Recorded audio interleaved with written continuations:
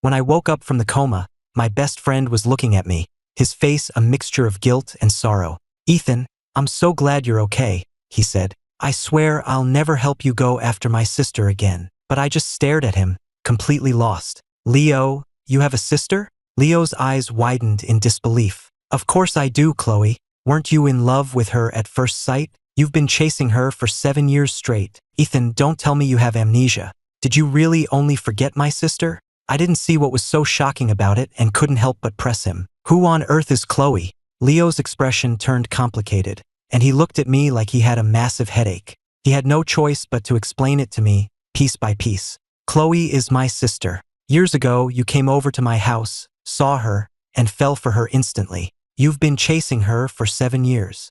As I listened to him ramble on about all this, my mind was a complete blank. "So, is she my girlfriend now?" A flicker of embarrassment crossed Leo's face. "No, my sister has always been cold to you. She's in love with someone else, so she didn't just reject you, she rejected everyone who pursued her. The only person in her heart is her first love, Julian Chin. When they broke up back then, she was so devastated she drank herself into the hospital and nearly died. She's never gotten over it. This time, the accident happened because she was on her way to pick up Julian, who was just flying back into the country. She left you alone on the highway in a downpour, and that's how you got into the crash and lost your memory." Those few sentences left me stunned into silence, my expression a mess of confusion. "So you're telling me your sister is cold to me, is in love with someone else, and even hurt me for his sake? What could I possibly like about her? You're not making this up, are you? How could I lie to you?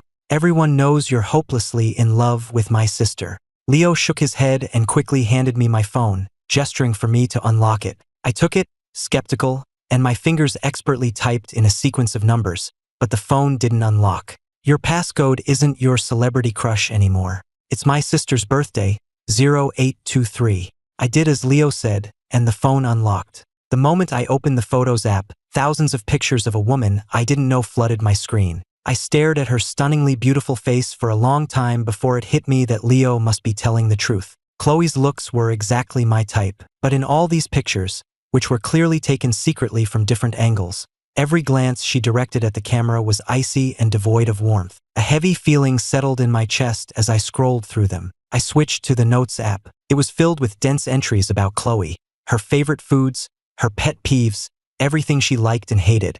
Besides that, there were daily diary entries, a chronicle of my unrequited love. 7th Valentine's Day. Spent 2 weeks rehearsing my confession countless times. Unsurprisingly, I was rejected again. "Chloe, you said we could never work, but I still can't let you go. You got drunk again tonight. You mistook me for him, calling his name hundreds of times. You said you can't forget him, that even though you know he won't come back, you'll wait for him like a moth drawn to a flame." In that moment, I felt like we were the same, both so pitiful and pathetic in our love. Even though I had no memory of these events, the pain and despair soaked into every word resonated deep within me. My chest ached as if it had been pierced, a continuous, dull throb spreading through it. A lump formed in my throat, and my eyes began to burn, threatening tears. I stood there, stunned, unable to compose myself for a long time. The silence in the hospital room stretched on before Leo finally spoke. "So, what are you going to do now? Do you want to get more treatment? My uncle is a really great psychiatrist. I don't remember any of it, but I can feel how much pain I must have been in when I was in love with your sister. Since I've forgotten, maybe it's for the best." I took a deep breath, looked down at my phone, and deleted everything, every last photo and note. Leo stared at me, shocked. He was about to say something when his phone suddenly rang. After he hung up, he grabbed his bag and rushed out. "I have to run home for something. Ethan, you get some rest. I'll come back to see you when I'm done." I was just about to get some rest when a call came in from my parents.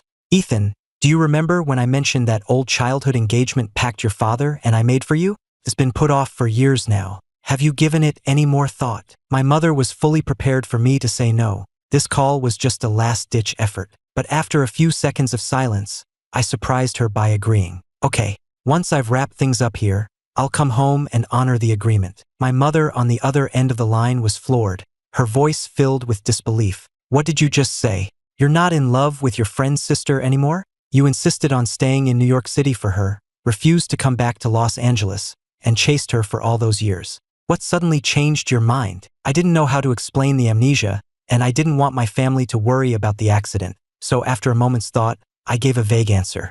I don't like her anymore, and I never will again. After the call, I did a quick calculation of how long it would take to sort everything out here and bought a plane ticket back to Los Angeles for 2 weeks from now. Just then, a nurse came to tell me it was time for a follow-up exam. I got into my wheelchair, and who would have thought that the moment I rolled out the door, I'd look up and see a very familiar face. It was the woman from the photos, Chloe. The instant she saw me, the coldness in her eyes intensified, turning to ice. How did you know I was here? Did you have to follow me to the hospital, too? I never imagined my first meeting with Chloe after the amnesia would be like this, or that she would be so hostile toward me. Took me a moment to recover. You've got it wrong. I'm not following you. I was in a car accident on the highway, so I'm here recovering. Chloe frowned, her eyes scanning over me. She was about to say something else when someone walked out of the hospital room behind her. She immediately went to his side. Julian, I told you to get some rest. Why are you out here? Hearing the name, I instinctively turned and saw Julian Chen, pale and dressed in a blue and white striped shirt. The moment our eyes met, a small smile touched his lips. He looked at Chloe with mild surprise. It was getting stuffy in there, so I came out for some air. And this is... Chloe's gaze hardened slightly. My brother's friend, Ethan Hayes. He's a designer in our company's design department. We don't know each other well. A gentle smile played on Julian's lips. Mr. Hayes, it's a pleasure to meet you. I'm Julian Chen. With your head wrapped up like that, I take it you've had an accident. I nodded. Yeah, a car crash. I have a mild concussion and some memory loss. Before I could finish, a nurse called out from behind me, patient in 1124, Ethan Hayes, it's time for your exam. At that, I had no desire to make small talk with people I couldn't even remember. I said a quick goodbye and wheeled myself off toward my examination. Behind me, however, Chloe frowned at my uncharacteristically detached reaction, her eyes lingering on me for a rare extra moment. Didn't I usually pester her endlessly whenever I saw her? How could I leave so easily now? After a few routine checkups, I went to the pharmacy to pick up my prescription. On the way, I passed the hospital garden. The weather was nice, so I decided to get some sun and went for a stroll by myself. I had just reached the fountain when Julian approached me. Mr. Hayes, out for some fresh air? I was surprised to run into him again and politely exchanged a few pleasantries. Julian was surprisingly forward. After just a moment, he started pushing my wheelchair, a friendly smile on his face. Chloe just had to take a call, so I'm on my own and a little bored. Since you're Leo's friend and you've worked with Chloe for so many years, there's something I wanted to ask you. I heard some guy has been relentlessly pursuing her for 7 years. Do you know who he is? And how does Chloe feel about him? I froze for a second but quickly composed myself, my voice steady. I have no idea, but if she's been pursued for 7 years and her heart still belongs to you, it's clear that you're the only one who matters to her. No one else is important. Hearing the conviction in my voice, Julian looked surprised and a little bashful. You know about Chloe and me? Does she talk about me often? I remembered what Leo had said about how much she loved Julian, and I gave a slight nod. Julian's face flushed a deeper red, his eyes shining with happiness. Chloe was a year ahead of me in college. She was the brilliant, popular girl on campus. Everyone wanted to date her, but she fell for me at first sight. She pursued me for a long time before I finally agreed to give it a try. Once we were together, she did everything for me. She'd go to my classes with me, study with me in the library. She once covered the entire campus in roses for our anniversary, and she'd get jealous for days if another girl even talked to me. We dated for 4 years. Everyone said I was the love of her life, and she told me over and over that she'd marry me after graduation. But I didn't want to be tied down here. I had my own dreams to chase, so I turned her down, broke up with her, and went abroad to study. But I knew all these years that she never got over me, so I decided to come back. When my plane landed in New York, I was honestly a little nervous. But the moment I saw her running through that downpour at the airport to grab my bags, I knew nothing had changed. I've had a cold the last few days, just adjusting to being back, and she's been taking care of me around the clock. I can tell she wants to get back together, but for some reason, she hasn't said anything. I was starting to think maybe she'd fallen for that other guy, which is why I wanted to ask you. I listened quietly as he recounted their history, my own heart feeling nothing at all. I even managed a small smile. She probably doesn't want to rush things. Maybe she's planning a surprise for you. Hearing that, Julian seemed to relax. He waved goodbye, but as he did, his phone slipped from his hand and fell into the fountain. He instinctively bent down to grab it, lost his balance, and tumbled headfirst into the water. I was stunned for a second watching him fall in. I immediately started to wheel myself away to get help, but then I saw Chloe sprinting toward us. Without a moment's hesitation, she jumped into the fountain and pulled Julian out. He coughed up water and slowly started breathing again, and only then did the frantic worry on her face begin to subside. I watched her every reaction. I was about to go find a doctor when she rounded on me, her voice sharp. "Did you push him in on purpose? Instead of helping, you were just going to sneak away and pretend nothing happened." I was shocked that she would accuse me of that. "He fell in trying to get his phone. I didn't push him, and I wasn't going to leave him there." Chloe cut me off, her gaze frigid. I was gone for 5 minutes, and suddenly Julian is by the fountain and in the water for no reason. "If you didn't do it, who did?" With that, she shoved me, wheelchair and all, straight into the fountain. Her voice was like ice. "Ethan, I tolerated you pestering me before, but Julian is my line in the sand. Since you can't take a hint, you're going to pay the price for what you've done." Then, she called over security guards and ordered them to stand watch, telling them not to let anyone near to help me. The cold water rushed into my nose and mouth, choking me. I struggled alone, and the wound on my leg from the accident tore open, blood clouding the water around me. My strength faded, and my body trembled uncontrollably from the pain as I began to sink. The last thing I saw before I lost consciousness was Chloe carrying Julian away. I don't know how much time had passed, but the next thing I saw was Leo's worried face. "I was only gone for a few hours.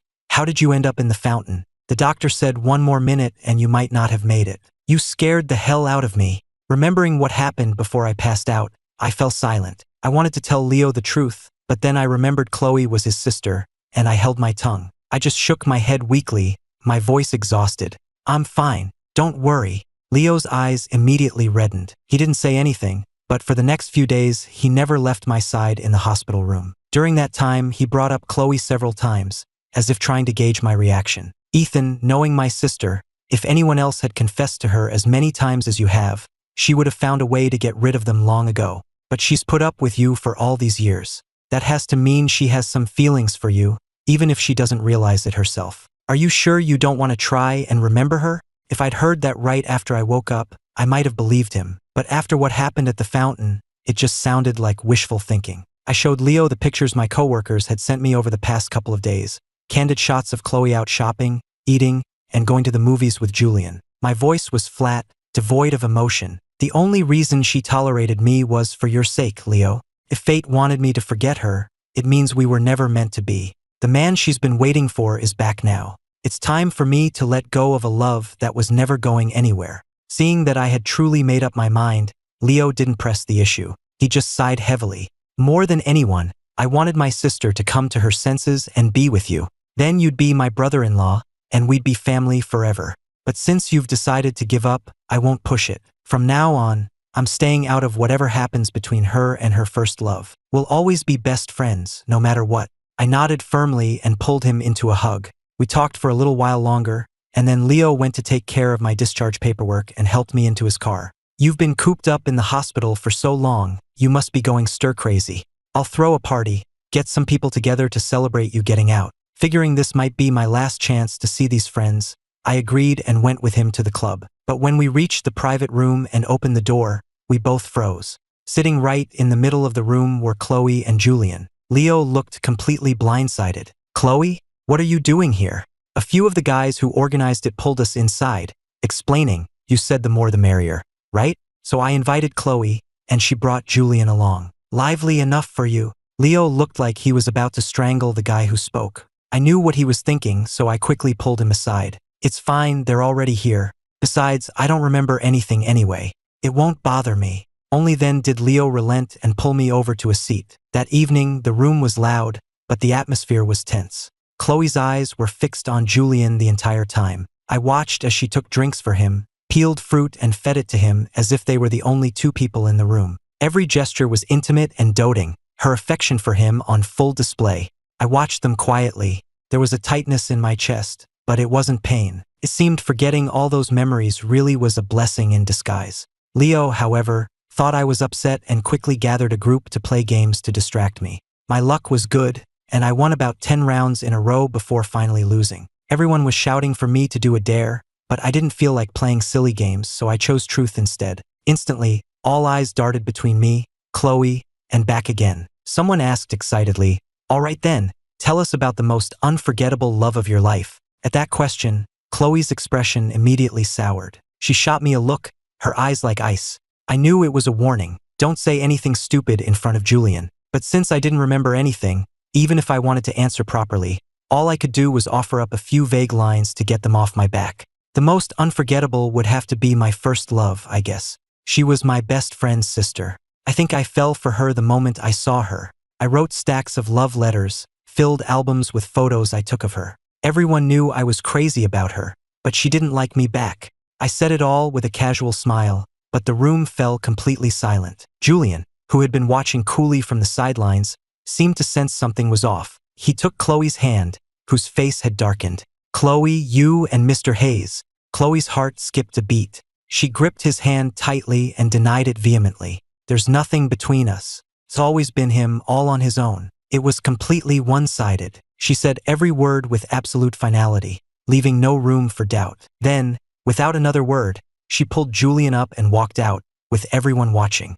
The looks everyone in the room gave me were filled with pity and sympathy. Leo, who had been quiet until now, couldn't take it anymore and stormed out. I knew what he was about to do and ran after him, catching up just in time to see him and his sister arguing in the parking garage.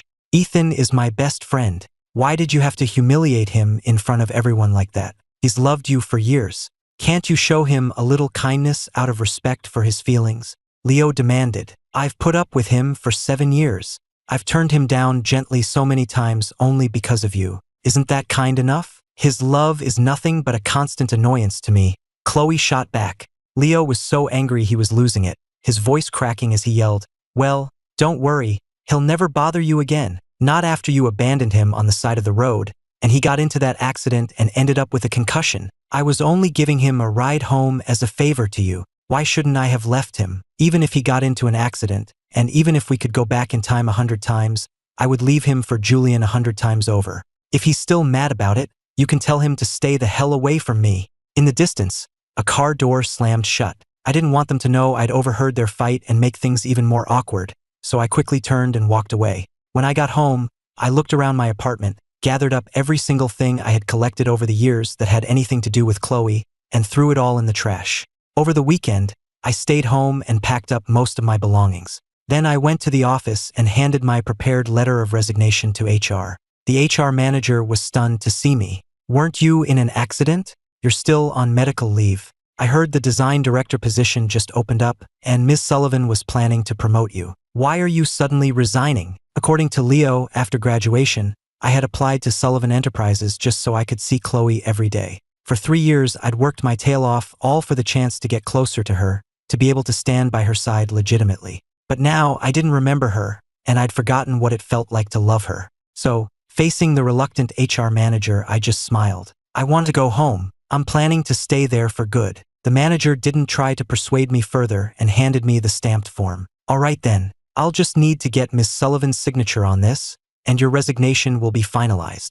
On my way back from HR, a colleague from my department stopped me. "Ms. Sullivan just called a design department meeting. I think she's going to announce the new director. It's starting now, you should come with us." I nodded and went with them. On the way, several of my colleagues were smiling and congratulating me. "Ethan, in the 3 years you've been here, you've worked on so many major projects and your designs have won a ton of international awards. It only makes sense that the director position is yours. Yeah, with your track record and how much Ms. Sullivan values you, we'd all be happy to see you as the new director. When they announced the good news, 'You're buying us all dinner tonight.' Okay.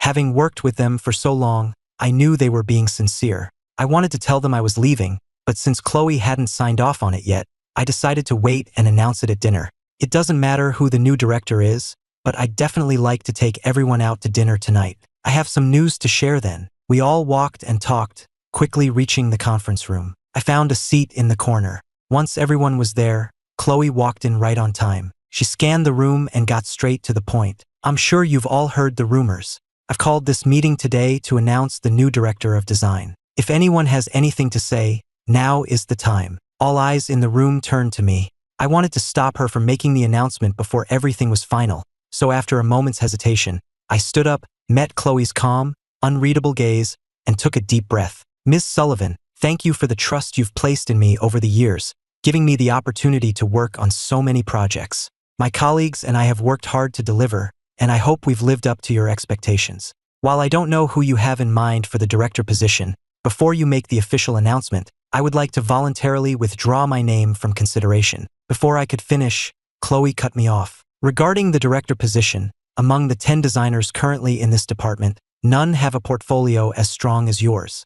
However, you lack seniority. Therefore, I have decided to bring in an outside hire, a new director with extensive experience and qualifications, to fill this important role. As she finished speaking, a wave of shock went through the department. I was frozen in place. A moment later, Chloe's voice filled the room. Everyone, I'd like to introduce you to the new director of design, Julian Chun. The conference room door swung open. Julian walked in with a smile and introduced himself. Hello, everyone. I'm Julian Chun. I have a PhD from the Milan Institute of Design, and I'm a past recipient of the European Young Designer Award. The room was completely silent. People exchanged uneasy glances, their expressions turning awkward. Several of the designers in the room had won the same awards Julian mentioned, and he had zero professional experience. To have him drop into the director role straight out of school was hard for anyone to swallow. A few of the senior designers, who had been with the company for nearly 5 years, finally spoke up.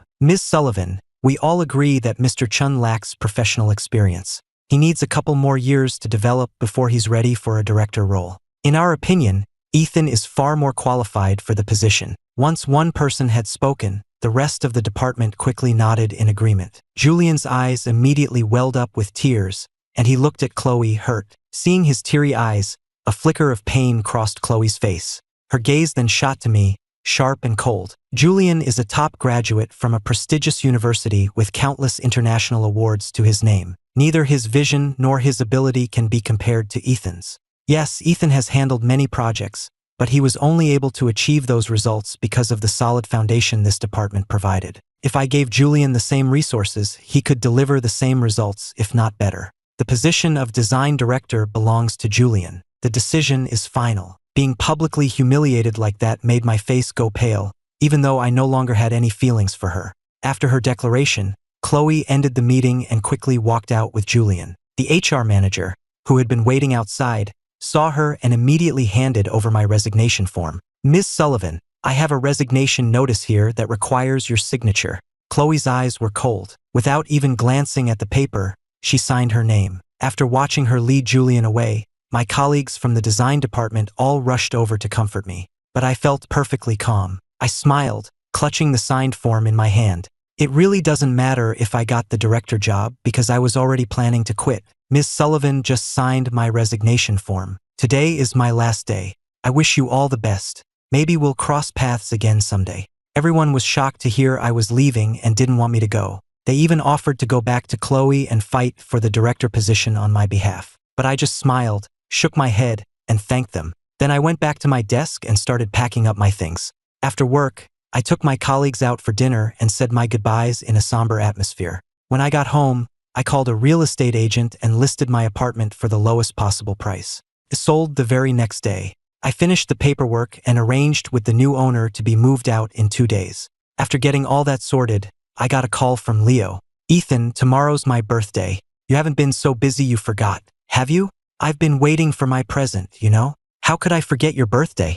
I got your gift a while ago. I'll make sure you get it tomorrow. I had his gift ready, and I also planned on telling him that I was leaving town. In past years, I would always show up early to his birthday parties, just for the chance to spend a little more time with Chloe. This time, I waited until the party was already half over before I caught a cab. As usual, the party was at the Sullivans' family home. I'd been there countless times and knew the place like the back of my hand. I slipped in through a back entrance. In the main hall, they were just about to blow out the candles. Leo was in the center of a crowd, beaming with happiness. Mr. and Mrs. Sullivan stood smiling to his left, while Chloe and Julian stood to his right. They looked perfectly happy, like one big family. I watched from afar and overheard some of the household staff whispering. Ms. Chloe and Mr. Chun were broken up for so many years. I thought it was impossible, but to think they'd find their way back to each other.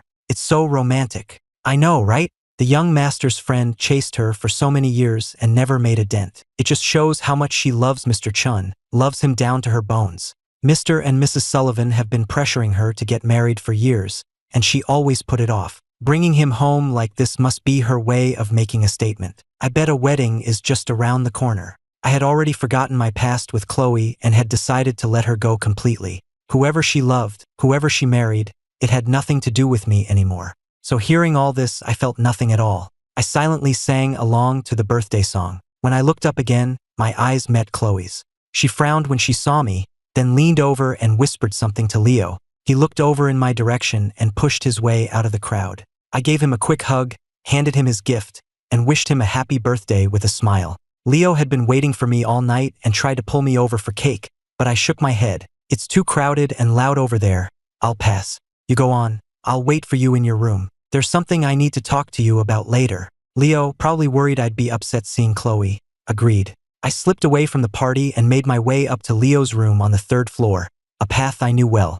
I sat on his couch for about half an hour and started to feel drowsy, so I closed my eyes for a quick nap. Vaguely, I heard the door open and assumed it was Leo, but when I opened my eyes, I saw Julian. His face was grim, his eyes burning into me, and his tone was anything but friendly. Didn't you say you'd given up? Why do you keep showing up in front of Chloe? I'm telling you, I'm the only one in her heart. No matter what pathetic stunts you pull to get her attention, she will never like you. You can't compete with me. I never expected him to confront me like this. It took me a few seconds to process it before I could explain. I'm just here to give Leo his birthday present. I'm leaving right after.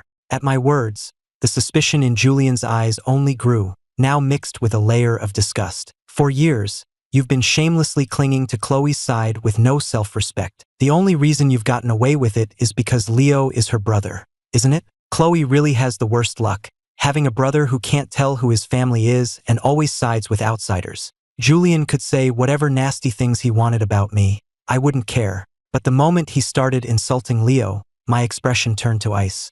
Does Chloe know you talk about her own brother, her own flesh and blood, like that behind her back? In response to my question, Julian just sneered. Chloe adores me unconditionally, so what if I insult him? Besides, you and Leo are both shameless, pathetic losers. Am I wrong? You're getting angry. Did I strike a nerve? 7 years ago, you broke up with her out of the blue and left the country, and it nearly killed her. Leo, her brother, felt terrible for her, but he never said a single bad word about you. Now you want to crawl back and marry her, but you're insulting her brother behind her back. Who do you think is the really disgusting, despicable one here? Julian clearly didn't expect me to talk back to him like that. He flew into a rage and slapped me across the face. I didn't hesitate for a second and slapped him right back. Julian clutched his stinging cheek, tears of rage in his eyes, and lunged at me. We started grappling, and I grabbed a handful of his hair, fighting back with everything I had. In the struggle, we knocked over a scented candle on the nightstand. The flame caught the bedsheets, then spread to the carpet, and in moments the room was on fire. Thick smoke filled the air. By the time we realized what was happening, the entire room was an inferno. I struggled toward the door, but Julian shoved me straight into the flames. The searing heat licked at my skin, and an agony so intense it made my whole body shake shot through me. As I tried to beat out the flames on my clothes, the bedroom door was thrown open. Chloe rushed in, stopping only a few feet away from me. But her eyes barely registered me for a second before they locked onto Julian. She ran to him and dragged him out of the room. The smoke filled my lungs, making it harder and harder to breathe. I lifted my hands, already red and blistering from the heat, and grabbed onto Chloe's leg. But she just glanced down at me, yanked her leg free with a sharp tug, and walked away. Watching her figure disappear into the smoke, I finally lost consciousness. I never thought I'd survive. When I opened my eyes again, I saw Leo, his eyes red from crying. Ethan, thank God you're okay. If anything had happened, I would have blamed myself forever. Do your burns hurt? Don't worry, I've got the best doctors looking after you. They'll make sure you don't have any scars. It's just a minor injury, I'm fine. Leo, don't feel guilty, and don't worry. A wave of unbearable, burning pain shot through my hands, but I gritted my teeth and patted his shoulder. Actually, there was something I meant to tell you yesterday. It's a bit late now, so don't be mad when you hear it. I've decided to go back to Los Angeles this afternoon. There's that childhood engagement pact, and my family is pushing for the wedding. I've already bought my ticket. Will you see me off? Leo was completely blindsided by my sudden departure. The tears he'd just managed to stop started streaming down his face again. What? Why are you leaving all of a sudden? And getting married? Does that mean you're never coming back? Man, who am I going to hang out with? I sighed and spent a long time comforting him before he finally calmed down. We said our reluctant goodbyes, and then Leo unwillingly went to take care of my discharge paperwork. I had just finished changing, gritting my teeth against the pain, when Chloe stormed into the room, her face dark and her eyes menacing. You hit Julian, and then you set a fire to try and kill him, didn't you? Seeing her again, I felt nothing. My voice was just as cold as hers. Is that what he told you? And you just believed him? Without even asking for proof? Yes, no matter what Julian says, I will believe him unconditionally. I don't need any evidence. Chloe didn't give me a chance to say another word, making it clear she wouldn't listen. Looking at her icy stare, I knew it was pointless to say anything else. She wouldn't believe me. I stopped trying to explain and just gave a humorless smile. So, what are you here for? To make you apologize to Julian, of course. Without another word, she grabbed my injured hand and tried to drag me out of the room. Her grip was so tight my burns started to bleed again. The pain was so intense it brought tears to my eyes, but I fought them back, struggling with all my might to pull away from her. Just then, Leo returned. He saw what was happening and immediately stepped between us, shielding me. Chloe glared at both of us, her voice leaving no room for debate. Get out of the way. He is going to apologize to Julian today. I'm not moving. I know Ethan didn't do anything wrong. You're just taking Julian's side. But there's a security camera in my room. We can see exactly what happened yesterday. If you want to force Ethan to apologize, you'll have to do it after we watch the footage. Leo shot back, his voice hoarse, not giving an inch. Chloe was so furious a vein throbbed in her forehead. She was about to argue when a message from Julian popped up on her phone. She glanced at the screen, swallowed her anger, and stormed out, throwing one last threat over her shoulder. Fine, we'll watch the footage tonight. When the proof is right there, let's see what you have to say. We watched her slam the door, and the room fell silent again. Leo tended to my burns, apologizing over and over. I just shook my head and wiped a tear from his eye. You don't have to be sorry. We're not the ones who did anything wrong. I'm leaving soon. You have to take care of yourself. Leo nodded hard. He helped me leave the hospital, went with me to get my luggage, and then drove me straight to the airport. The final boarding call for my flight to Los Angeles was already being announced. I gave him one last hug, then turned and walked through the gate without looking back. Once I was on the plane, I deleted every trace of Chloe from my contacts. Just then, a final iMessage from Leo came through. Ethan, be happy when you get home, and don't worry. I'm gonna get to the bottom of this tonight and clear your name. I smiled as my phone screen went dark and turned to look at the clouds outside the window. For me, the truth, justice, none of it mattered anymore. After all, Chloe, and all the pain that came with her, had already been erased from my memory. I was leaving it all behind, forever and completely. I stood at the front door, exhausted, dragging my suitcase behind me. I tucked the edge of the bandage on my burned hand further up my sleeve, making sure it wasn't visible, before finally raising my hand to knock. Who is it? My mother's voice called from inside. My mother opened the door, her eyes widening in surprise when she saw me. Ethan, you really came back? I thought you were just saying that. She turned and yelled back into the house. Honey, Ethan's home. What? He's really here. My father jumped up from the couch and came to the door. He carried my suitcase inside while my mother linked her arm through mine and led me in. Why did you really come back? What about Chloe? Before my mother could finish, I cut her off. Mom, I was in a car accident. I have amnesia. I don't remember anything about her. Hearing I'd been in an accident, my mother immediately wanted to take me for a checkup. Afraid she'd see the burns on my hand, I quickly stopped her. I'm fine, really, you don't need to worry. I just made a mistake, loving someone I shouldn't have and wasting years chasing her. The accident and the amnesia are a clean slate. Think of it as a lesson learned the hard way. So what about that engagement pact you mentioned? I know I refused before, and I'm sorry if I hurt the family's feelings. But I'm back now, so I'd like to meet her. At that, my parents both burst out laughing and pulled me into a loving hug. What engagement pact? Honey, we only made that up because we saw how you were throwing your life away on your friend's sister, and it was going nowhere. There's no pact. You're free to be with whoever you want. We would never force you, but not her. All those years of you giving everything and her giving nothing in return, that kind of love is just exhausting. Hearing their kind words, my eyes welled up, and I hugged them both tightly. I know, Mom, Dad, Maybe this amnesia is the second chance I needed. I'll never fall for her again. I spent the next couple of blissful days at home, ready to start my new life. I sent out a few resumes and quickly got an interview offer from the Rhodes Corporation in Los Angeles. Mom, I've got an interview this afternoon. I'm heading out. I called toward the kitchen as I put on my shoes. My mother poked her head out. Be safe. Drive carefully, she said warmly. I was standing outside the Rhodes Corporation building. Since I was early, I decided to grab a coffee first.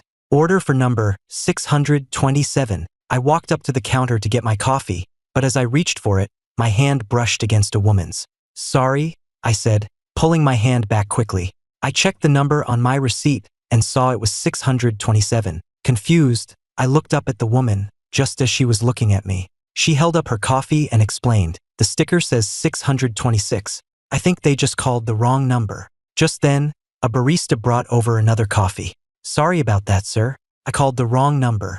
Here's your coffee. I took the coffee with a smile and a wave. No problem. Hi, I'm Ava Rhodes, the woman said, stopping me. She held out her hand. I work in this building too. Maybe we'll be colleagues soon. Hearing that, I shook her hand.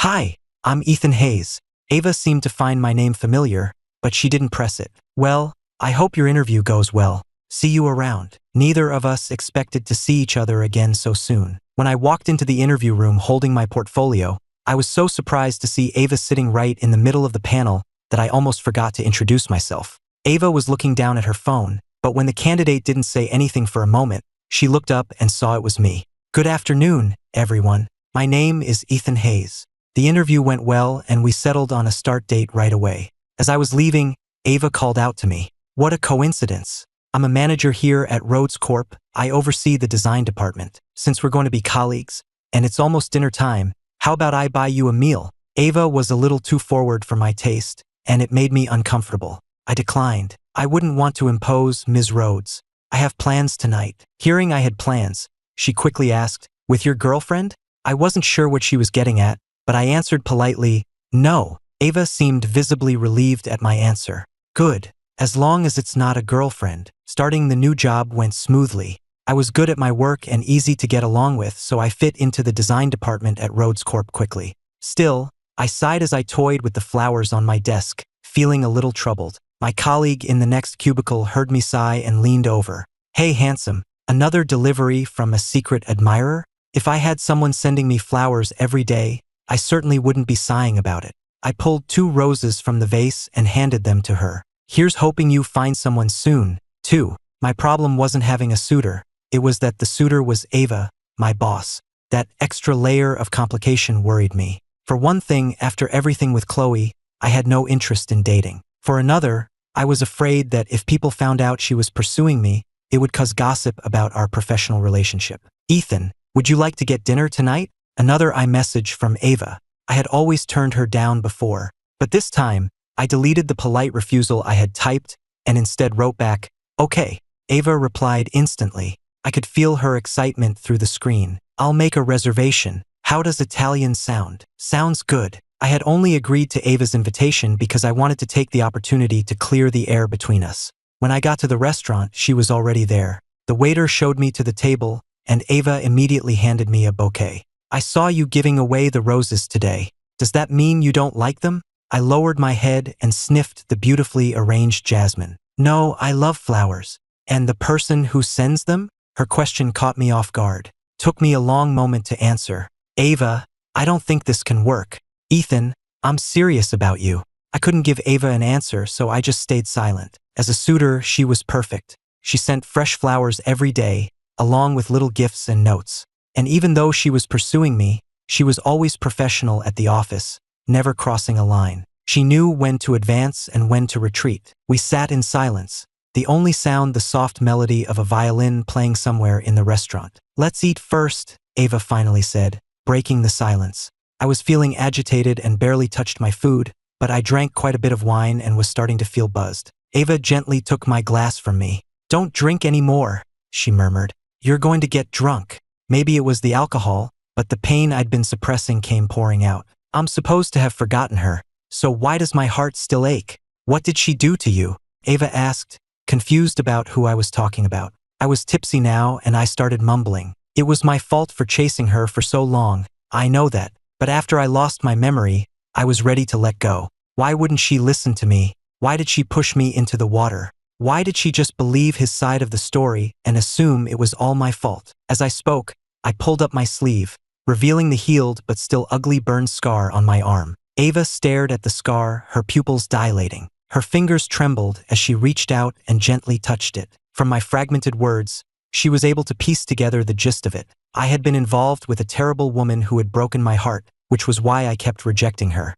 Her eyes filled with pain for me. She leaned down and pressed her lips to the scar. Ethan, I'm going to make you forget her completely. I'll help you move on and accept me. Director Chun, here are the designs for the new product line the company is launching. If you could look them over, and if everything is okay, I'll submit them for final approval. Julian took the portfolio from the young designer, glanced at it dismissively, and tossed it aside. You expect the CEO to sign off on this garbage? Faced with his outburst, the designer was flustered. But this was the final design that Mr. Hayes and the team decided on. That was the worst thing she could have said. It was like pouring gasoline on a fire. Julian swept the entire portfolio off his desk, sending papers scattering across the floor. Go tell Ms. Sullivan that Ethan's design is unacceptable. I'll be leading the department in a complete redesign. The designer looked like she wanted to protest, but Julian just screamed at her. Didn't you hear me? Get out. Tears streamed down her face as she scrambled to pick up the scattered papers and fled from his office.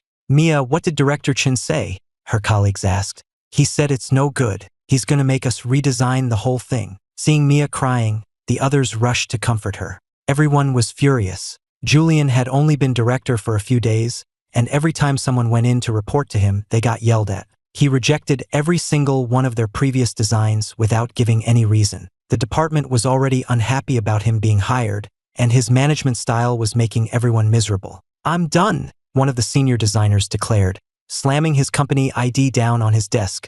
Seeing one person snap, several other senior designers followed suit. With my experience, I can get a job anywhere. Why should I stay here and put up with his tantrums? He has no talent, just a massive ego. One by one, the designers who had been tormented by Julian went to HR and submitted their resignations. HR, suddenly faced with a mass exodus from the design department, didn't know what to do and reported the situation directly to Chloe. What have you done to the design department now? Chloe demanded, angrily shoving the stack of resignation letters at Julian. Julian, who had never been spoken to so harshly by Chloe, felt his eyes well up. I just thought their old designs weren't good enough. I wanted them to do better. I never thought they'd threaten to quit over it. Chloe had always turned a blind eye to Julian's behavior at the company, as long as he didn't go too far. But this was too far. 22 people from the design department had quit. On top of that, production on the new Sullivan Enterprises jewelry line had plummeted. Facing pressure from the board, Chloe had no choice but to step in. Why don't you go home and take a break for a while? I'll appoint a new director to manage the department. When you're feeling better, you can co-manage it with them. Chloe thought this was a generous compromise, but Julian was so insulted he stormed out and slammed the door. Chloe pinched the bridge of her nose, frustrated. Thinking about the chaos in the design department made her think back to when I was there. There had never been a mass resignation like this back then. In fact, sales of the products we designed had been excellent. She rubbed her temples, annoyed. Why was she suddenly thinking about Ethan? Remembering the sight of Julian's tear-streaked face, Chloe picked out a gift for him and sent him an iMessage. Julian, I was too harsh today. I bought you something. Can we get dinner tonight? Julian saw her message and smiled, satisfied. He deliberately waited a few minutes before replying. Fine. Since you put it that way, I suppose I can forgive you. Chloe had dinner with Julian that night, and they went for a walk along the river afterward.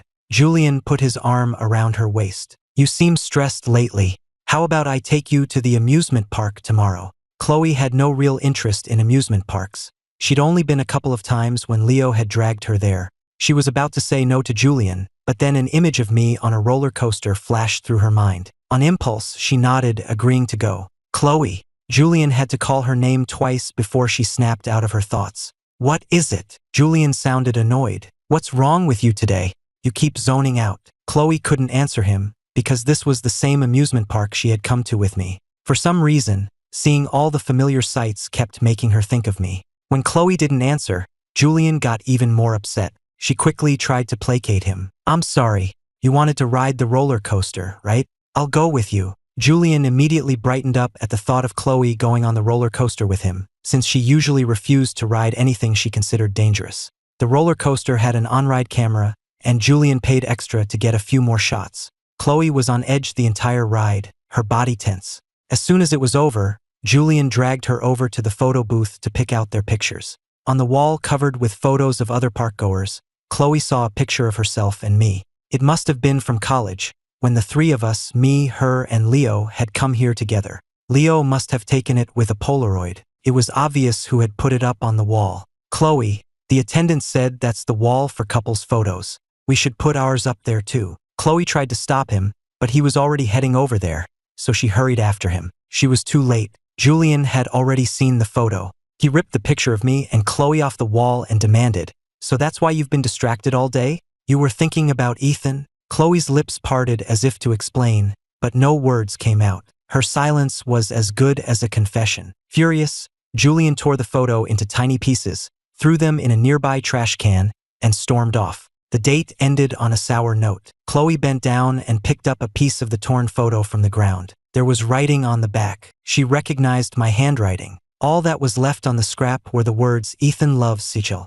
Chloe stared at the fragment, lost in thought. After a long moment, she slipped it into her pocket. When Julian got home, he smashed everything in his living room to vent his frustration. He checked his phone, expecting to see an apology from Chloe, but there was nothing. In a fit of rage, he hurled his phone against the wall. For the next few days, Chloe didn't call or text Julian to apologize. Faced with her silence, Julian, though still angry, knew he had to be the one to make the first move. "Chloe, I was too impulsive the other day," Julian said, coming to her office and tugging on her sleeve apologetically. Since Chloe knew she was also in the wrong, she couldn't stay mad at him for apologizing first. "You can head down and get to work." Her words were the olive branch he needed. Julian dropped the act. "Thanks, Chloe. Can we agree not to fight anymore?" Chloe gave a non-committal reply. When Julian returned to the design department, the new director was already settled in the office next to his. Remembering Chloe's criticism, Julian forced a smile and tried to greet the other designers. They all ignored him. Julian awkwardly lowered his hand, the fake smile vanishing from his face. As he walked back to his office, he could hear them whispering about him. Between that and what happened at the amusement park, he blamed me for everything. The more Julian thought about it, the angrier he became. He swept everything off his desk. The sound of papers hitting the floor made everyone outside turn and look toward his office. After his outburst, Julian glared at the onlookers, stood up, and slammed his door shut. "So, who's going to talk to Director Chun about the design competition?" Everyone shook their heads. No one wanted to be the one to set him off. The new co-director had no choice but to do it himself. He carefully stepped around the papers on the floor and placed the competition brief on Julian's desk. "The company is entering a design competition this year. These are the guidelines. The CEO wants you to lead the department in creating our submission." Only when he heard it was an order from Chloe did Julian bother to pick it up and look at it. He glanced at the co-director. "You can go now." Because of the competition, Julian was uncharacteristically quiet for the next 2 days, holed up in his office working on a design. He would pick up his pen, sketch for a moment, then rip the page out, crumple it up, and toss it aside. Julian wasn't a particularly talented designer. His college awards meant nothing in a department as skilled as the one at Sullivan Enterprises. If he had let the rest of the team help him, it would have been fine. But Julian was determined to prove he was better than me, so he refused to let anyone else touch the project. Chloe had gone against everyone's advice to give him the director position. They all thought he was an unqualified Nepo hire. He was going to show them all that he was better than me. Just when Julian was about to give up, he found a beautifully rendered design sketch in Chloe's office. "Chloe, whose design is this?" Chloe took it and realized it was something I had given her years ago. I had excitedly shown her the design, saying, "Chloe, this is a ring I designed. I'm calling it Spring. The inspiration for it comes from..." "That's enough. Can you please not bother me while I'm working?" she had said, impatiently tossing the sketch aside. The smile had frozen on my face.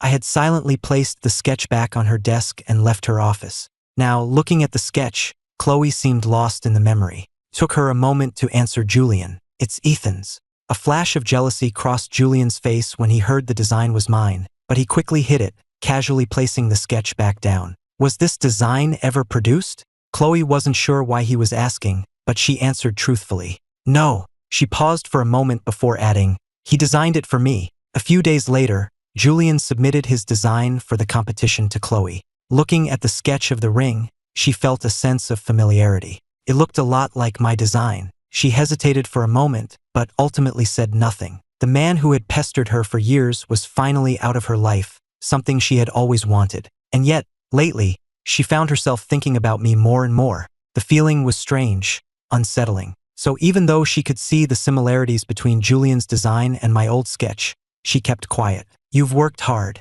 After the competition is over, I'll take you on a vacation. Julian looked up, pleasantly surprised. His relationship with Chloe had stalled. Even though they were together, he could feel that she still thought about me, that her feelings for me weren't entirely negative. It made him feel insecure. He had to find a way to solidify their relationship, to pull her closer. A vacation, he thought, was the perfect opportunity. Julian hugged Chloe and leaned in to kiss her, but she gently pushed him away. We're at work. Chloe picked up another file from her desk. If there's nothing else, you can go, she said coolly. Ethan, I'd like you to take the lead on this design competition. Are you up for it? I stood up. Ava, I've only been with the company for a short time. This should probably go to one of the more senior designers. We've already discussed it as a team. Ethan, your talent is undeniable. The other people in the room nodded in agreement. Seeing that I had everyone's support, I stopped protesting and accepted the assignment. I'll do my best.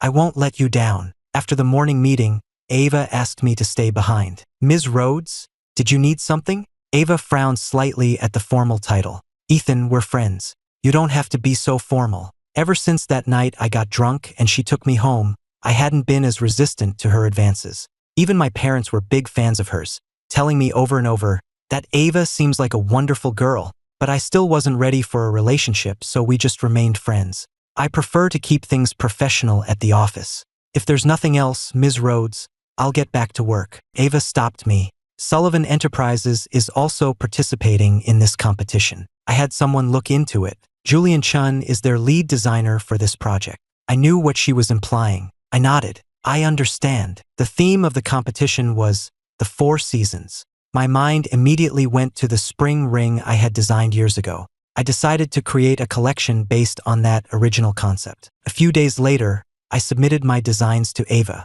She looked through them, her eyes lighting up. Ethan, these are incredible, especially spring. The competition results should be announced in a week or 2. I want you to come with me to the awards ceremony. I felt a little embarrassed by her praise. On the day the competition results were to be announced, Ava and I flew to New York City for the event. Ava noticed my mood had soured since we landed. Chloe Sullivan will be here today, she said gently. It's fine. She and I have nothing to do with each other anymore, I said, cutting her off. I had lost my memories of her, of the 7 years I spent chasing her, of all the pain she caused me then. But I remembered everything she had done to me since my accident, every single detail. I wanted nothing more to do with Chloe Sullivan. When we got to the venue, I followed Ava inside. The first thing I saw was Julian, with Chloe on his arm. They saw me at the same time. Julian walked over to us, his arm still around Chloe. Ethan, what a coincidence. Seeing his arrogant smirk, I had no desire to engage with him. I started to lead Ava away. My avoidance only seemed to fuel his arrogance. He looked at Ava standing beside me. Ethan, don't tell me this is your new girlfriend. Chloe was staring at Ava and me, her expression sour. I wasn't chasing her anymore. This was what she wanted. And yet, when Julian asked that question, a part of her was terrified I would say yes. When I didn't answer right away, Julian's smirk widened. Don't tell me you're still hung up on my girlfriend. I was about to fire back, but Ava stepped in front of me. Ethan is my boyfriend, so please show some respect. With that, Ava pulled me away. It wasn't until we were in our seats that she apologized. I'm sorry, Ethan. He was just being such a jerk. I shook my head and smiled. Don't be sorry. Thank you for sticking up for me. The awards ceremony began. Everyone sat waiting for the host on stage to announce the winner. I was a little nervous myself. Just as the host was opening the envelope to read the result, someone rushed onto the stage and whispered something in his ear. Ladies and gentlemen, it has come to our attention that there may have been an incident of plagiarism in this competition. To ensure fairness, the judges will now review the matter before we announce a winner. A murmur went through the crowd at the mention of plagiarism. It was a serious accusation. An artist's career could be ruined by it. The organizers had intended to handle the matter privately, but the audience demanded to see the evidence, so they displayed the two competing designs on the large screen behind the stage. I looked up at the screen and saw my design next to Julian's. I stared at Julian and Chloe in disbelief. Julian met my gaze with a triumphant smirk. Ava quickly turned to me. "Ethan, did you show your designs to anyone?" She trusted me completely. She knew I would never plagiarize.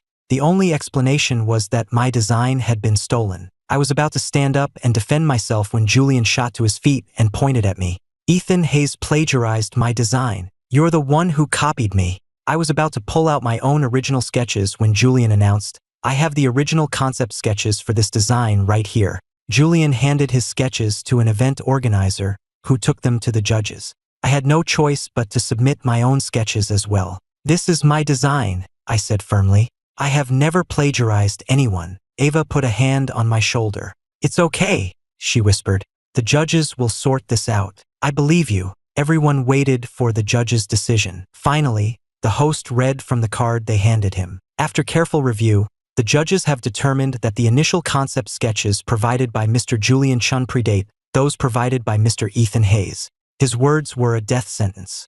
It meant I was the plagiarist. Couldn't believe it. I rushed up to the judge's table and grabbed both sets of sketches. The moment I saw the ones Julian had submitted, I knew they were mine. I must have left them behind at Sullivan Enterprises when I quit. The room erupted in whispers, all of them accusing me. I looked desperately at Chloe. She was the only one who could clear my name, the only one who could confirm that the sketches were mine. Chloe met my pleading gaze, but she said nothing. She didn't defend me. "Chloe, did you give my sketches to Julian?" I couldn't control myself any longer. I shoved the sketches in her face, my voice filled with disbelief. A flicker of pain crossed Chloe's face. She opened her mouth to speak, but Julian grabbed her arm. The judges, and the entire room, were waiting for her answer.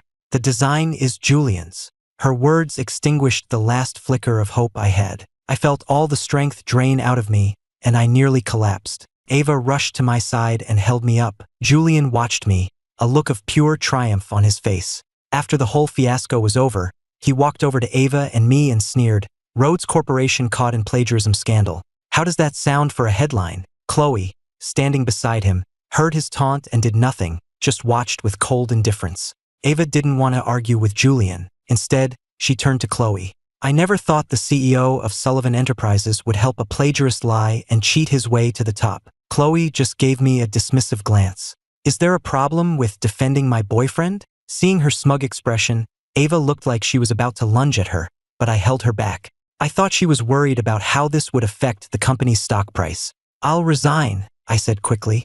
"I'll take full responsibility. It won't affect the company." Ava quickly corrected me. "I don't care about the company's stock price. I'm angry for you." Chloe had no interest in listening to Ava's defense of me. She started to leave with Julian, but I stopped her. "Chloe, let's just say the years I spent chasing you were my mistake. Pushing me in the fountain, leaving me in that fire, and this plagiarism scandal today will call that my punishment. We're even now." Chloe paused in her tracks. After a long moment, she said one word, "Fine." Even though Ava believed me and was willing to risk the company's reputation to defend me, I didn't want to put her in that position. I resigned and took full responsibility for the plagiarism scandal. As I was packing up my desk, my former colleagues came to say goodbye. They all believed me about the plagiarism. They knew I was talented enough that I would never need to steal someone else's work. Ava came back from a board meeting and saw me packing. She rushed over to stop me. "I'll handle the board. You're the victim here. We can't let you take the fall for this.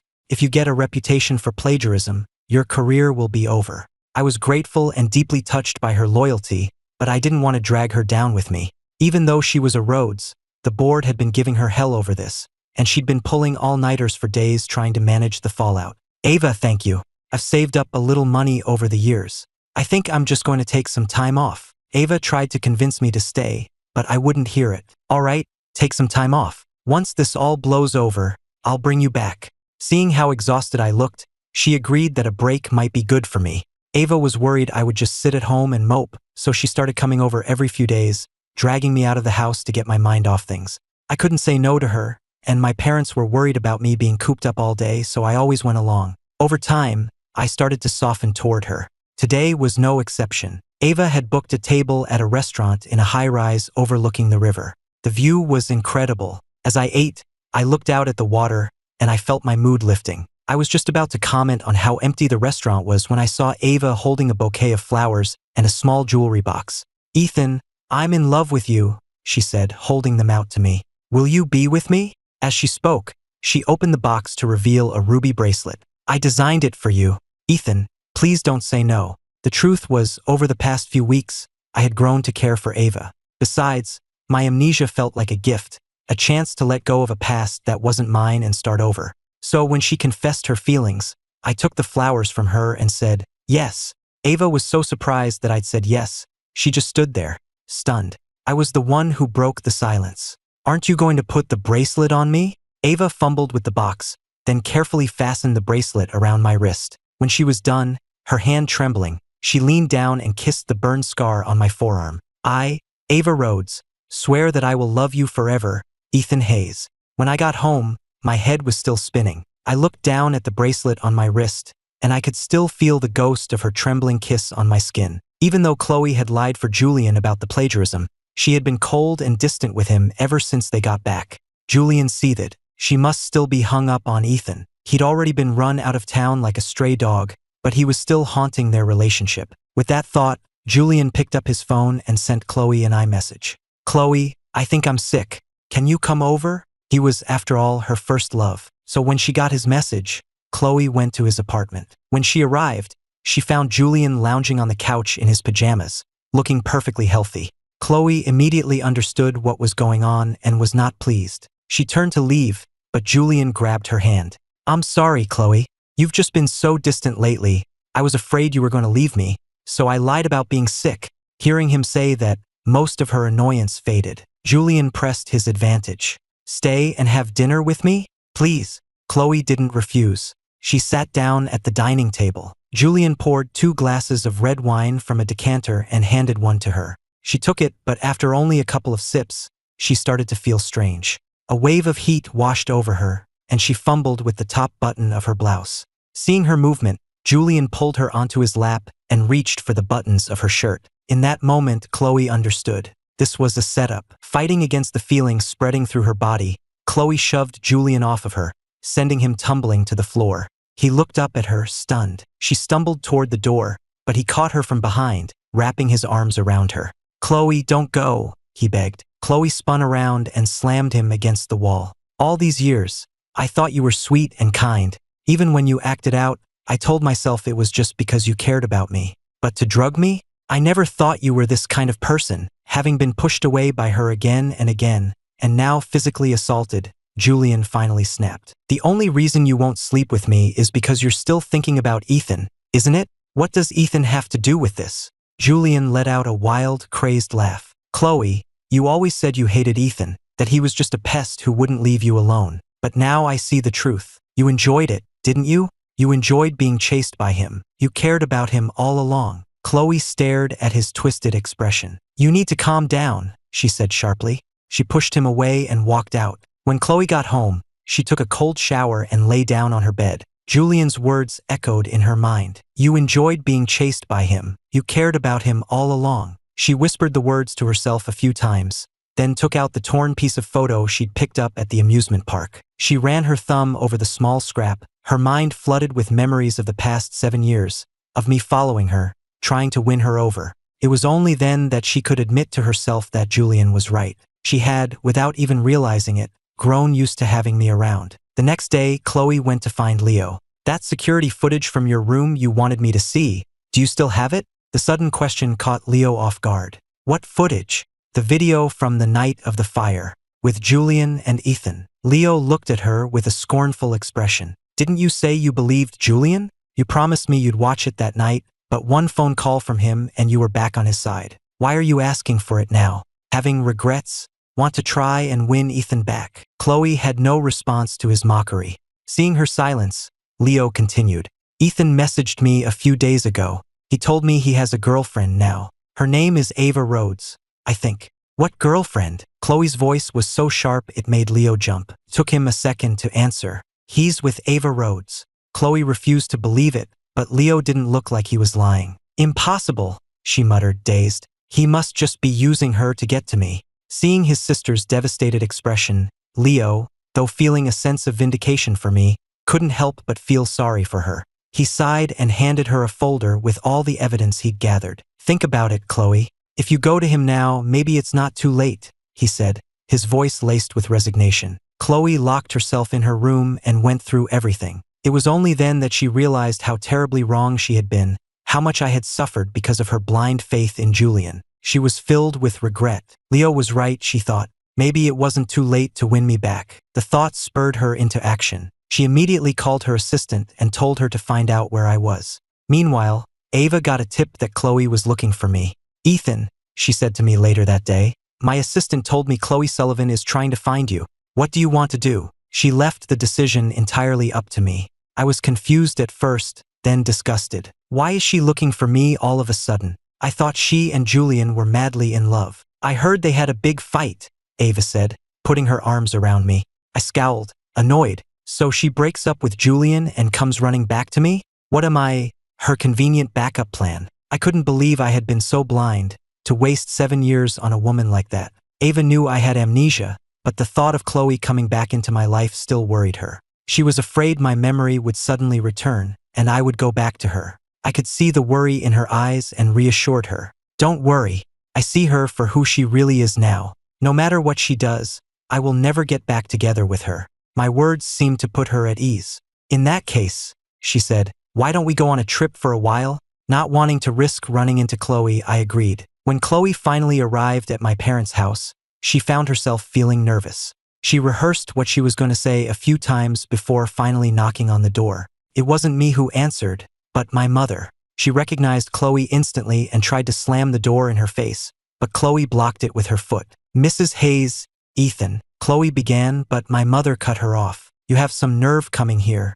Our Ethan is doing just fine now. We're very happy with Ava. Chloe tried to explain, but my mother just slammed the door in her face, yelling, Leave Ethan alone. Chloe stood on the doorstep, dejected. She wanted to ask where I was, but she had no reason to knock again. Defeated, she had no choice but to return to New York. When Leo saw his sister's toifei look, he knew she must have struck out at my parents' house. Did you see Ethan? He asked. Chloe shook her head. Leo was tempted to tell her where I was, but then he thought about everything I had been through. He decided this was for the best. If Chloe had to work to win me back, maybe she would actually appreciate me if she succeeded. Ethan spent years chasing you, and you never appreciated it, he said to her. Now that he's finally given up on you, you're starting to see how it feels, aren't you?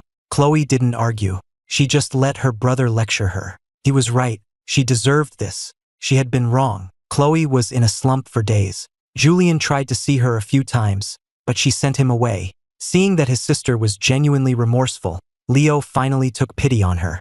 Ethan's back from his trip, he told her. The moment she heard, Chloe was ready to fly to Los Angeles to find me. She took an overnight flight and arrived at my apartment complex just in time to see me walking out. She was about to call out to me when she saw Ava by my side. We were holding hands, and Ava said something that made me laugh. Seeing that bright, happy smile on my face made Chloe's heart ache. I used to smile at her like that, but now that smile belonged to someone else. Chloe stayed hidden behind some bushes, torturing herself by watching Ava and me together. She followed us as we walked to a different apartment building and went inside together. She was about to lose it, to run up there and confront us. But just as she was about to go upstairs, she saw Ava come back down, get in her car, and drive away. Only then did she manage to calm down. She told herself it wasn't real. Ava wasn't really my girlfriend. I was just using her to make her jealous. The thought gave her a renewed sense of hope. The next morning, Chloe dressed up, bought a bouquet of flowers, and went to my apartment. I had just woken up when I heard the knock. Assuming it was Ava, I opened the door, saying, "What are you doing here so early?" When I saw Chloe standing there, my first instinct was to slam the door in her face. But she was too quick, blocking it with her hand and holding out the flowers to me. I didn't take them. "How do you know where I live?" I demanded coldly. "Are you stalking me?" Chloe ignored my question. "Ethan, I was wrong about everything," she said. "I'm here to ask for your forgiveness." I had no patience for her excuses. I just wanted to close the door. But she was surprisingly strong, her obsession giving her a strength I couldn't match. I couldn't close the door. In fact, she was slowly prying it open. Just then, the elevator doors opened and Ava stepped out. She saw Chloe at my door, rushed over, pulled her away, and stood in front of me protectively. Chloe, what do you think you're doing? Chloe ignored Ava and continued to speak to me, her voice filled with emotion. Ethan, I broke up with Julian. I know I was wrong before, but I see that now. I know my own heart. Ethan, you don't have to use Ava to make me jealous anymore. I couldn't believe her audacity. Chloe, I'm with Ava because she's a wonderful person and I care about her. It has nothing to do with you. I've already told you we're even. It's over. Chloe refused to believe me and stubbornly started recounting stories from the years I pursued her. I couldn't take it anymore. I cut her off. Chloe, I've forgotten all of it. Please, just leave me alone. Chloe froze, her voice trembling. Ethan, what do you mean, you've forgotten? The day you abandoned me for Julian, I was in a car accident. I have amnesia. I've forgotten everything about you. Chloe couldn't believe it. Without those 7 years, she had nothing left to hold over me. Didn't you always hate me following you around? Isn't this better? I've forgotten you. You don't have to be annoyed by me anymore. No, Ethan, that's not true. I do like you, Chloe explained, her voice filled with panic. Seeing that I was done, Ava pushed the devastated Chloe aside. Chloe, Ethan has made himself perfectly clear. Don't ever come near my boyfriend again, or next time, I'm calling the police. With that, Ava closed the door, leaving a lost and dejected Chloe standing alone in the hallway. Chloe sat slumped against the wall outside my door for a long time before finally getting to her feet. She spoke softly to the closed door. Ethan, if you got your memory back, would you come back to me? She was convinced that if I could only remember, I would come back to her. After all, I had loved her for 7 years. How could I just let that go? Chloe returned to New York and began searching her house for anything connected to me, anything that might jog my memory. But after turning the house upside down, all she could find was a small sachet I had made for her, tucked away in a box in a storage closet. There was nothing else. She asked her housekeeper, "What happened to all the things Ethan gave me that were in the storage closet?" The housekeeper replied, "Ma'am, you told us to throw all of that out, remember?" Chloe waved her hand dismissively, frustrated, and continued to search, hoping to find some other trace of our shared past. Chloe took the one thing she had found and rushed back to Los Angeles. She waited outside my building all day until she finally saw me and Ava coming out together. Ignoring Ava completely, she rushed up to me and held out the sachet. "Ethan, do you remember this? You told me." I knocked it out of her hand, sending it to the ground. "Chloe, do you really think you can win me back with some old trinket? I've already told you I don't remember. We're done. Leave me alone." Seeing my resolve, Chloe reached for my hand to stop me from leaving, but Ava stepped between us. Enraged, Chloe punched Ava in the face. Ava didn't hesitate to punch her right back, and the two of them started fighting. I quickly grabbed Ava around the waist and pulled her away. "Ava, stop. Your lip is bleeding." Ava wiped the blood from her mouth, glared at the disheveled Chloe, and spat on the ground. "If you ever come near Ethan again, I'll do a lot worse than that." I took Ava's hand, gently tilting her face up to examine the cut on her lip. "It's split open. Let's go home and I'll clean it up." Watching us together, so intimate, Chloe felt a sharp pain in her chest. "Ethan," I heard Chloe call my name, but I didn't look back. I just kept walking, holding Ava's hand. Chloe wanted to run after us, but her feet felt like they were made of lead. All she could do was stand there and watch us walk away. She remembered getting into a fight over Julian in college. I had stepped in front of her to protect her, had gently tended to her scrapes afterward, but she had just found me annoying and pushed me away. The affection she now saw Ava receiving was something she could have had, but she had trampled on my love, had pushed away the man who had eyes only for her. Chloe stood there, dejected, long after we were gone. She didn't move until night had fallen. "Chloe." Hearing someone call her name, she thought for a moment it was me. She looked up eagerly, but it was only Julian. Chloe looked at him with pure disgust. "What are you doing here?" Julian's eyes filled with tears, and he looked at her with a pathetic expression. "Chloe, I know I was wrong. I'm so sorry for everything." He reached out to take her hand. Chloe pulled her hand away and stared at him coldly. The sudden movement made Julian stumble, and he nearly fell. He looked at her, pleading. "Chloe, I'm really sorry.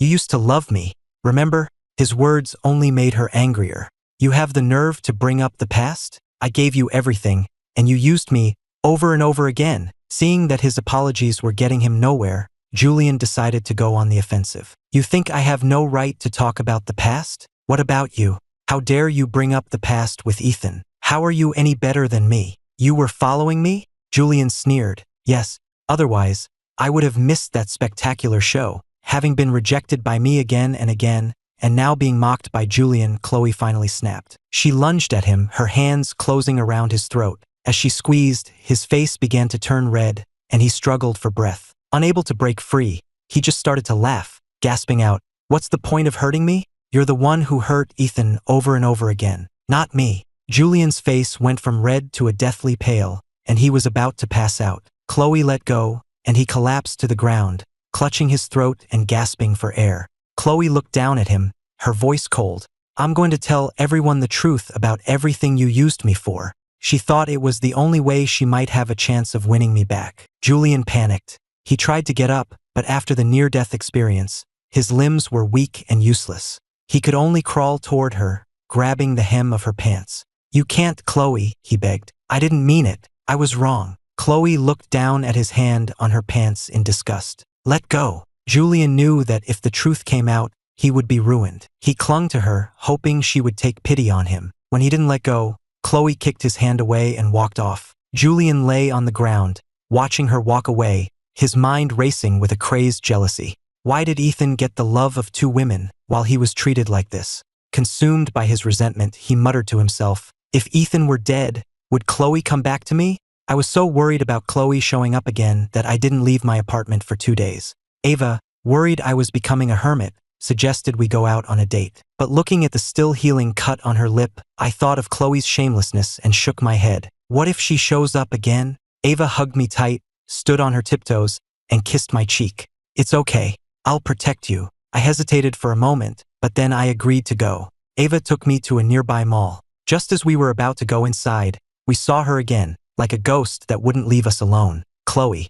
We turned to leave, but she ran toward us, reaching for me. At that exact moment, a car came screeching out of nowhere, heading straight for me. I was frozen in fear, unable to move. Both Chloe and Ava saw the car speeding toward me and rushed to pull me out of the way. "Ethan, move!" Ava was closer and managed to yank me aside. But the car was moving too fast and it still hit us. She threw her arms around me, shielding me as we tumbled to the side. My head slammed against a nearby planter.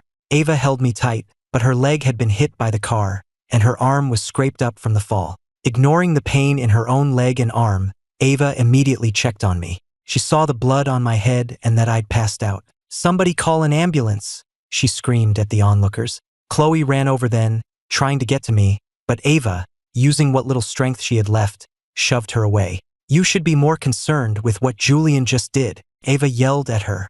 In that split second before the impact, as she was pulling me away, Ava had seen the driver. It was Julian. Chloe looked over at the car and finally saw who was in the driver's seat. Julian. He had crashed into another planter after hitting us. The airbags had all deployed, and smoke was pouring from the engine. Chloe ran to the car and dragged Julian out. He had a head injury from the crash and was barely conscious. But Chloe didn't care. She threw him to the ground. "How could you do this? If anything happens to Ethan, I swear I will never forgive you." In the distance, the wail of police and ambulance sirens grew closer. The next time I woke up, I was in a hospital. I stared at the ceiling tiles above me, disoriented for a moment, before I tried to sit up. A nurse rushed to my side to stop me. I grabbed her arm, my voice filled with panic. "Ava? Where is she? Is she okay?" The nurse tried to calm me down. "The woman who was brought in with you is in the room next door." "How is she? Is she badly hurt?" I was on the verge of tears, my voice cracking. "She's fine. She has a broken leg, but the rest are just cuts and bruises. Her life is not in danger." Her answer didn't calm me. I wouldn't be able to relax until I saw for myself that Ava was okay. I ignored the nurse's protests and insisted on going to see her. We were at a standoff when the door opened, and another nurse wheeled Ava into my room. Seeing she was all right, I hugged her and burst into tears. "I'm so glad you're okay." Ava stroked my hair, calming me down. "The doctor said you have a mild concussion. You need to stay in bed and rest, and try not to get too worked up." She gently guided me back onto the bed, then wheeled her chair up beside me. "Ethan." The door opened again, and Chloe walked in, carrying a gift basket, her face etched with worry. Ava and I both frowned at the sight of her. "Get out," I said, pointing at the door. Chloe set the basket down and tried to explain. "I didn't know what Julian was planning. I didn't let her finish." I grabbed the basket she'd set down and hurled it at her. She just stood there and took it, not even flinching. "Ethan, if this will make you forgive me, then do whatever you want." I just sneered. "Chloe, do you really think playing the victim is going to make me forgive you? Do you think a few half-hearted apologies can make up for the 7 years of misery you put me through?" Hearing me mention the 7 years, Chloe's eyes widened, and she stepped forward excitedly. "Ethan, you remember?" At her words, Ava shot a worried glance in my direction. She wasn't sure if the few months we'd had together could possibly compete with 7 years of history. I saw the fear in Ava's eyes and squeezed her hand reassuringly before turning back to Chloe. "I remember everything. But Chloe, what on earth makes you think I would ever come back to you? In all those 7 years, did you ever show me a single moment of kindness? The only thing you could even find to try and jog my memory was something I shamelessly gave to you. Do you have a single thing that holds a happy memory for us?" My questions left her speechless. I went on. "It's been 7 years. You're tired of me and I'm tired of this. I found the person I want to spend the rest of my life with. Please, just let me go." It was a rejection, but it was also a plea. "I'm sorry," Chloe whispered. Then she turned and fled the room. "Ethan," Ava asked, her voice a mixture of hope and nervousness. "The person you want to spend your life with, is that me?" I squeezed her hand and looked her straight in the eye. "Yes, Ava Rhodes. I, Ethan Hayes, want to spend the rest of my life with you." Chloe had just stepped out of my room when Julian grabbed her. He was pale and looked nothing like his former self. He clutched her sleeve like a drowning man. "Chloe, I can't go to prison." Chloe had already released the evidence of Julian's plagiarism, along with proof of everything else he'd done. The damage that had been done to Rhodes Corp's reputation was now coming back to haunt Julian and Sullivan Enterprises. He had been fired, and the internet was tearing him apart. On top of that, he was being investigated for hitting me with his car. He was facing years in prison. Julian couldn't accept it. His only hope was to beg Chloe for help and to convince me to sign a statement of forgiveness. Chloe pried his fingers from her sleeve, one by one. "No, Chloe, please, you have to help me. It was just a moment of insanity. I didn't want to kill him. I swear I didn't." Chloe shoved him to the floor. "You can tell that to the police." With those words, she extinguished his last glimmer of hope. He collapsed completely, sobbing on the hospital floor. "I heard about what happened to Julian from Ava.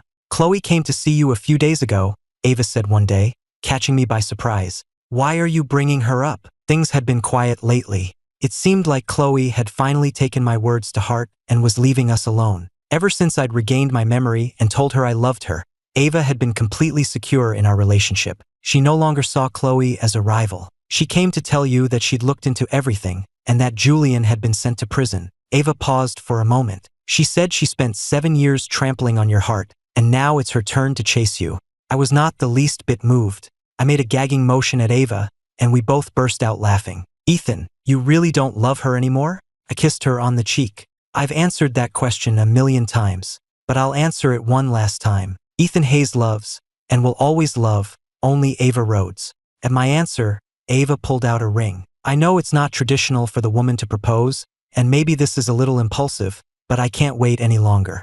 Ethan Hayes, will you marry me?" I looked at her, at this proposal with no cheering crowd, no grand spectacle, and I could hear my own heart pounding in my chest, and an undeniable voice inside me screaming, "Say yes." "I will." After returning from Los Angeles, Chloe fell into a deep depression. She locked herself in her house and drank day and night. When Leo finally let himself in, the stench of stale alcohol hit him so hard he had to step back. He waited a moment, then pinched his nose and went inside. Chloe was sitting on the floor, slumped against the couch. When she saw someone had come in, a flicker of hope appeared in her eyes, but it died as soon as she saw it was just Leo. "Stop drinking," Leo said, snatching the bottle from her hand. Chloe just grabbed another bottle and took a long swig. "What do you want?" Leo nudged her with his foot, annoyed. "Just making sure you haven't drunk yourself to death." Despite his harsh words, he still felt sorry for his sister. He went to the kitchen and made her some soup. Chloe stared at the bowl of soup he offered her but didn't take it. Leo set it down on the coffee table. "It's a recipe I got from Ethan." At the mention of my name, Chloe's eyes flickered. She picked up the bowl and took a sip. The familiar taste brought tears to her eyes. She drank the entire bowl, the salty taste of her tears mixing with the soup. "Can you please talk to Ethan for me?" she sobbed. "I was so wrong. Leo had promised me he would stay out of things between me and Chloe." He was about to refuse, but looking at his sister, so pale and broken, he couldn't bring himself to say no. He sighed. "I'll see what Ethan says." When Leo got home, he was just about to call me when his phone rang. It was me. "Leo, you were calling me?" "No, I was calling you. I'm getting married, and I want you to be my best man." Back when I was chasing Chloe, I had told Leo that if we ever got married, I wanted him to be my best man. Even though I wasn't marrying Chloe, I was still holding him to that promise. Leo was so shocked to hear I was getting married that he was speechless for a long moment. "Leo? Leo?" He didn't snap out of it until he heard me calling his name through the phone. "Of course, man. Of course I'll be your best man." He swallowed the questions he had been about to ask about Chloe. He tried to hide it, but I could still hear the strange note in his voice. "Leo, is there something you wanted to ask me?" He hesitated for a moment before answering. "No, nothing. When's the wedding?" Leo figured that if I was getting married, I must have finally found someone who truly loved me. I had suffered so much because of his sister. Now that I had found happiness, the best thing he could do as a friend was to support me. As for his sister, this was a lesson she had to learn on her own. The next time Leo went to Chloe's house, she immediately rushed to him. "What did Ethan say?" "He's getting married." Leo watched as Chloe's straight spine seemed to collapse, as if all the life had been drained out of her. "Chloe, he's moved on. You need to move on, too." Chloe didn't answer. She just sat there in silence. The day before Leo was set to leave for Los Angeles, Chloe found him and gave him a small jewelry box. "This is a comb I carved myself. Give it to him as a wedding present." It was obvious who the gift was for. "I'll give it to him. Don't just give it to him, and don't tell him it's from me." She paused. "He won't take it if he knows it's from me." Leo didn't say anything else. He just took the box. Before the ceremony, Leo handed me the jewelry box. "A wedding gift. I wish you both a lifetime of happiness." I took the box and opened it. Inside was a hand-carved sandalwood comb. I stared at it for a moment, then handed the box back to him. "This is from Chloe, isn't it?" Leo looked surprised that I knew. Back then, it was a trend to make handmade gifts for the person you liked. I had made a sachet and begged Chloe to take it. I never dared to dream she would make me a comb, but I had hoped she might buy me one. To receive the gift I had longed for all those years ago. Now, on my wedding day, it just felt absurd. "I'm a married man now. It's not appropriate for me to accept this. Please give it back to her." Leo sighed and put the comb away. The ceremony proceeded without a hitch. The bride and groom will now exchange rings.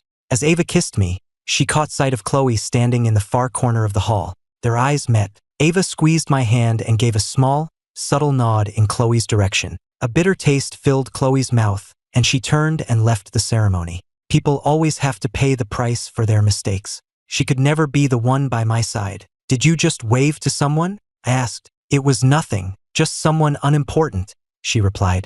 I put all other thoughts out of my mind and looked at the woman before me. Our fingers intertwined, and with our family and friends watching, I kissed my true happiness.